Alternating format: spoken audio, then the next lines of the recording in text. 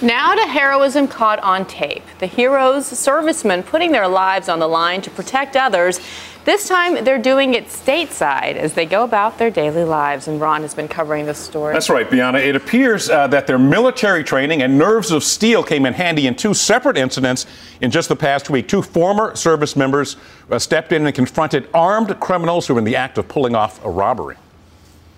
It was a terrifying scene. Two armed men storm into a convenience store waving guns. Inside the store, former Marine Jeffrey Williamson. Within seconds, he hatches a bold but strange plan to draw the gunman's attention away from the other customers who are off camera. Watch as he ambles outside, then closes the door behind him, locking the gunman inside and cutting off their escape. The objective was not to cause a problem with all the people. He could have shot everybody. I just stood there, and that really irritated him, and I wouldn't let him out. The gunman then opens fire on Williamson, shooting through the glass. They were both on me. The shot was fired. They're gone, just like that. Williamson took a bullet to the shoulder, but he survived. The store clerk calls him a hero. The most courageous person. Nowadays, nobody do things like that anymore. The scene is eerily reminiscent of this incident just a week ago in Sarasota, Florida.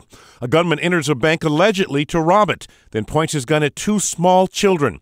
Their father, U.S. Army Sergeant Eddie Peoples, sprung immediately into action, barricading his children from the gunman, then standing guard looking straight into the barrel of the gun. He told his story on GMA. This guy was potentially a very dangerous guy.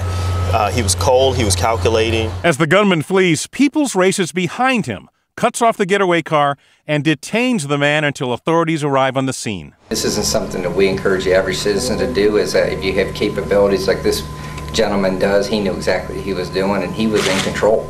Two brave men in two very dangerous situations.